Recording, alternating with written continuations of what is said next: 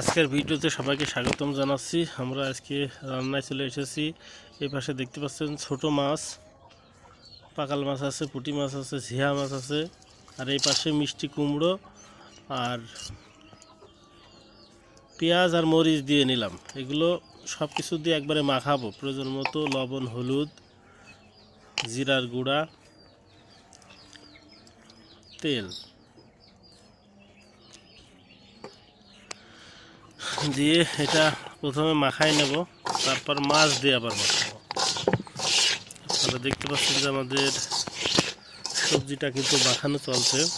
আমাদের আজকে ছোট মাছ আর মিষ্টি কুমড়া চচ্চড়ি করার চেষ্টা করা হচ্ছে।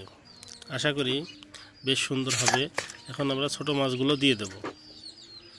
আমাদের ওয়াশ করে রাখা ছোট মাছগুলো সুন্দর মতো দিয়ে দিলাম। এবারে মাছগুলো দিয়ে আবার সুন্দর মতো মাখাই নেব। মাখানোর পরে রান্না করতে বেশি সময় লাগে না। এই প্রসেস করাটাই মেন ব্যাপার। আপনার কোনো নাড়াচাড়াও করা লাগবে না, আর কোনো কিছুই করা লাগবে না।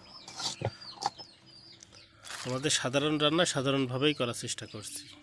একটু জিরে দিয়ে দিলাম, জিরার গুঁড়া দিয়েছি, তারপরে একটু জিরা দিয়ে নিলাম। এখন আমাদের রান্নার কাজ শুরু করে দেব।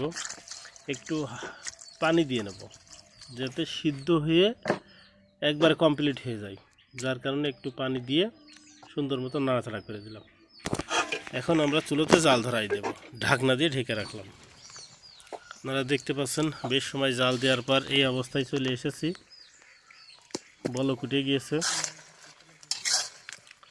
আমরা আবারও ঢেকে রাখব।